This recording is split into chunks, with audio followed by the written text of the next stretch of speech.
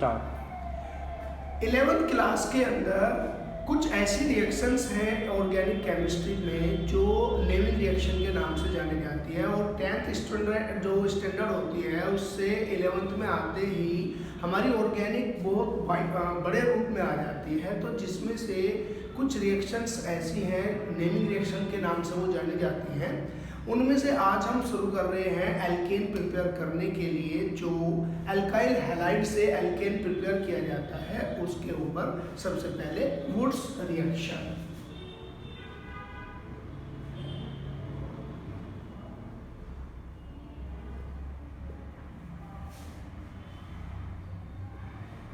Wurtz reaction पढ़े उससे पहले ये जान लेते हैं कि वुड्स रिएक्शन के मेन पॉइंट क्या है, कि इसमें वुड्स ने क्या क्या यूज किया था।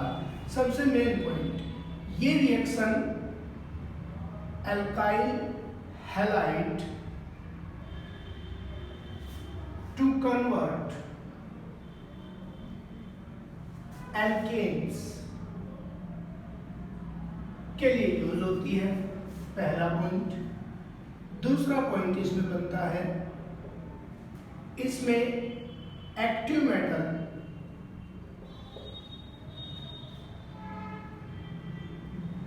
सोडियम यूज किया गया है। तीसरा पॉइंट, चूंकि ये एक्टिव मेटल की प्रेजेंस में हो रही है तो इस एक्टिव मेटल को एयर और मॉइस्चर के से बचाने के लिए इसमें ड्राई ईथर प्रेजेंस करेगा। ड्राई ईथर की प्रेजेंस में ये रिएक्शन कराई जाएगी, और हम यहाँ पर जर्नल फॉर्म में इसको कैसे करेंगे, जर्नल फॉर्म RX। ये एक अल्काइल हैलाइड के लिए हम सिंबल नोट किया करते हैं। R इसमें होता है alkyl group,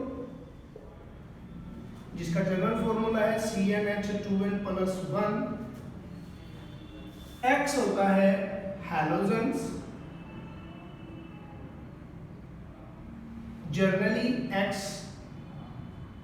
FCl Br I use होते हैं। इनमें से Cl और Br more than equation show किया करते हैं। तो इसका जो जर्नल फॉर्मूला बनता है वुड्स रिएक्शन का, excess amount of alkyl halide to react with Na in the presence of dry ether gives greater alkane and NaX। इसको हम हाईलाइट कर देते हैं।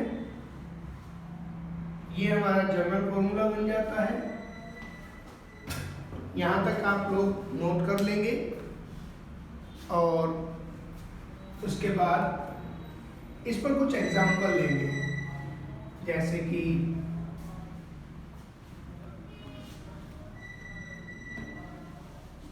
हम अल्काइल में ले लेते हैं पहला member CH3 Br 2Na plus Br CH3 in the presence dry ether gives CH3 plus 2Na Br। तो इस पर क्या क्वेश्चन बनता है, इस पर क्वेश्चन बना करता है bromo methane convert into ethane. तो ऐसी जितनी भी इक्वेशन होंगी जिसमें डबल वाला कोई कंपोनेंट बनाना हो, जैसे मीथेन से हमने यहाँ पर ईथेन बनाया है, और यदि हम इथेन वाला कोई प्रोडक्ट ले, इथाइल वाला प्रोडक्ट ले, उससे हमें ब्यूटेन बनाना है, तो हम वुड्स रिएक्शन को यूज किया करते हैं। एक बार फिर से इसको रिपीट कर लेते हैं। वुड्स रिएक्शन हमारी अल्काइल हैलाइड्स को कन्वर्ट करने में काम आती है एल्केन्स में। इसमें एक्टिव मेटल सोडियम यूज किया जाता है। ये ड्राई ईथर की प्रेजेंस में होती है। RX यहाँ पर एल्काइल हैलाइड होता है और R को एल्काइल से डिनोट करते हैं जो जनरली CnH2n+1 से कंसीडर किया जाता है। X यहाँ पर हैलोजन है जिसमें फ्लोरो क्लोरो ब्रोमो आइडो वाले कंपोनेंट लिए जाते हैं। फ्लोरो और आइडो के कंपाउंड ज़्यादा नहीं बनते क्योंकि फ्लोरो ज़्यादा एक्सप्लोजिव हो जाता है और ये बहुत स्लो रिएक्शंस दिया करता है।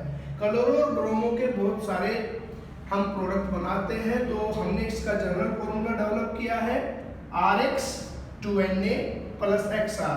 कई बार बच्चे क्वेश्चन उठाते हैं, सर आपने इसको ऐसे कैसे लिखा? तो केवल ये शो करने के लिए कि यहाँ से ये NaBr रिलीज हुआ है, हम इसको इस प्रकार लिखते हैं। ये अरेंजमेंट होती है लिखने की।